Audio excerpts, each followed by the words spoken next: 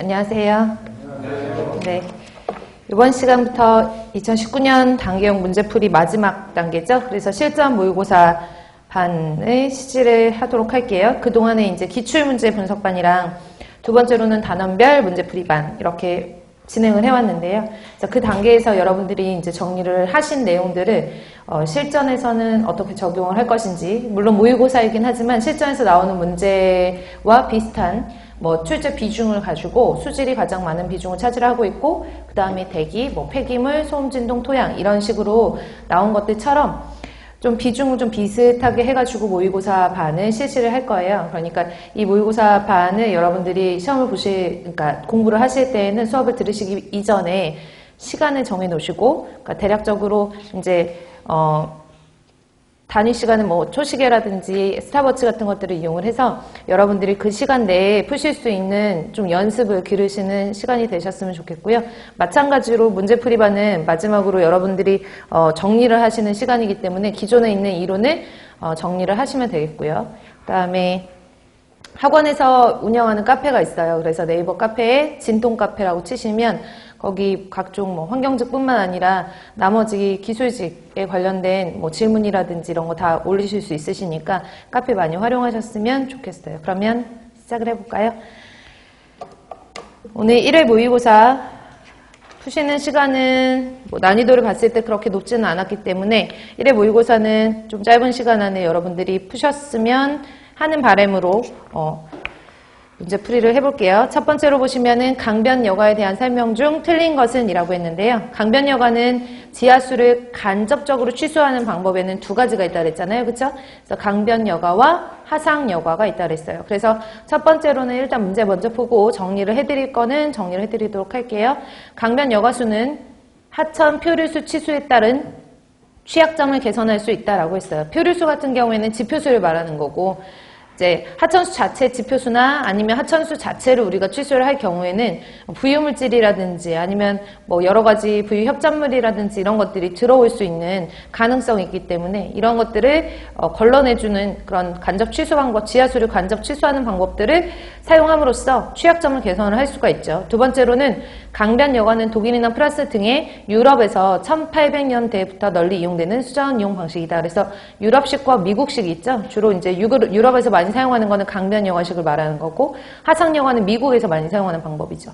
세 번째로는 지속적인 수자원 확보가 힘들고 정수 처리 시 화학 약품 첨가 비용이 증가한다라고 했어요. 잘 생각해 보시면 얘는 하천수의 어떤 표류수를 취소를 하는 방법이 아니라 지하수로 지층으로 통과를 한 물을 우리가 취소를 하는 거기 때문에 하천수는 가뭄이 들면 마르더라도 지하수는 마르는 경우가 드물잖아요. 수량 변화가 크지 않기 때문에 지속적인 수자원 확보가 어때요? 쉽고, 정수시에 한번 여과가 모래 여과라든지 이런 여과가 됐기 때문에 화학 약품 첨가 비용이 어때요? 감소될 수 있죠. 절감시킬 수 있다는 장점이 있어요. 그래서 틀린 것은 3번이고요. 네 번째로 보시면 상수원 확보가 어려운 지역에서 하천변에 있는 복류수를 취소하기 위해 사용하는 방법이다 라고 되어 있어요. 그래서 여러분들이 지하수의 간접 취소 방법을 좀 정리를 하시면 좋겠는데, 마지막 시간이니까 지하수를 간접 취소하는 방법이죠. 기본적으로 조금 전에 나온 강변여과와 그 다음에 하상여과를 비교를 하면 이론 시간에 다 했으니까 그러면 하상은 하천 바닥 생각하시면 된다 그랬죠. 그쵸? 그래서 여과된 시간이 그렇게 길지가 않고 정수된 시간이 그렇게 길지가 않은 것이 하상여과라고 보시면 되고, 강변여과는 강에서 수변에서 물이 있는 지역에서 짧게는 80m, 길게는 100m 이상으로 여과가 된 후에 그쪽에서의 물을 취소하는 방법이에요. 어쨌든 둘 다 지하수를 취소하는 방법인데, 강변여과는 하천 주변 보통은 80m에서 100m 정도 떨어진 지점에서 물을 취수를 하는 방법이고, 하상여과 같은 경우에는 하천 바닥이라고 그냥 쉽게 외워둘게요. 하상은 하천 바닥.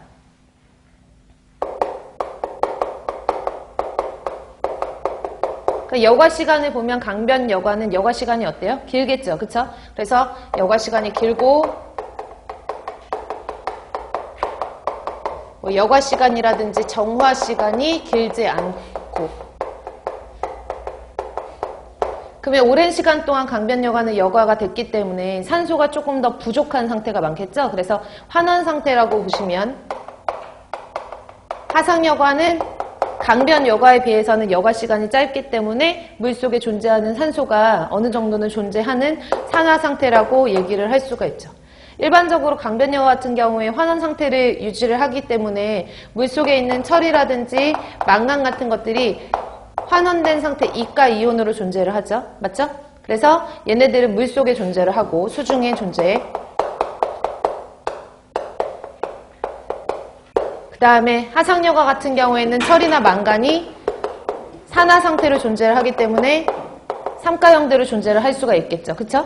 그러면 얘네들이 보통 인산염이라든지 PO4-3-나 이런 것들과 결합을 해서 FePO4를 형성을 하면 침전물을 형성을 하기 때문에 수중에서는 존재를 하지 않죠. 그래서 보통은 수중에서보다는, 그러니까 지층에 이렇게 불용성 침전물을 형성을 하기 때문에 지하수에 철이나 망간이 많이 용출되는, 그러니까 많이 포함되어 있는 그런 간접 치수 방법은 강변여과라고 보시면 되고, 그렇지 않은 것은 하상여과라고 보시면 돼요. 됐나요? 하상여과랑 강변여과랑 둘 다 이제 지하수를 취수를 하는 거기 때문에 지표수를 취수하는 거에 비해서는 뭐 유량이 당연히 작겠지만 이 두 가지를 비교를 했을 때, 직접적으로 상대적으로 비교를 했을 때 하상여과가 유량은 어때요? 조금 더 많겠죠? 하천 주변이니까 바로. 그래서 유량이 많은 편이고 유량이 적은 편이다. 그래서 보통 여기 상태에서 시험 문제가 출제되는 경우가 많으니까요. 마지막으로 강변여과, 하상여과 오늘 마지막이라고 생각하고 공부를 해보시면 될 것 같아요. 그래서 1번의 정답은 3번이고요. 두 번째로 풍배도, 대기에 관련된 문제죠. 그래서 바람장미, 일명 바람장미라고 하는 풍배도를 보시면 1번을 볼게요. 바람의 발생 빈도와 풍속을 16방향인 막대기로 표시한 기상도형이다 라고 되어 있죠.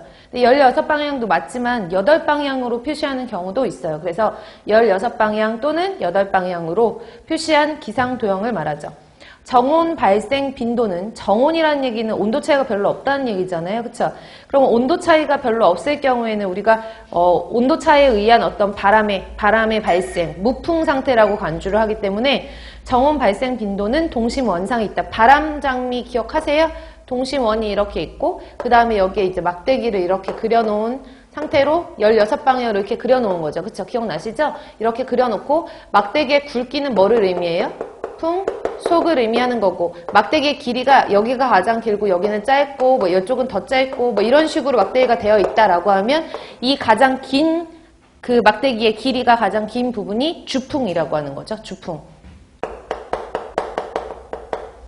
주풍이라고 했을 때 대략적으로 어디서 많이 불어오느냐를 의미하는 것으로 바람이 불어오는 쪽에 이름을 붙인다 그랬죠.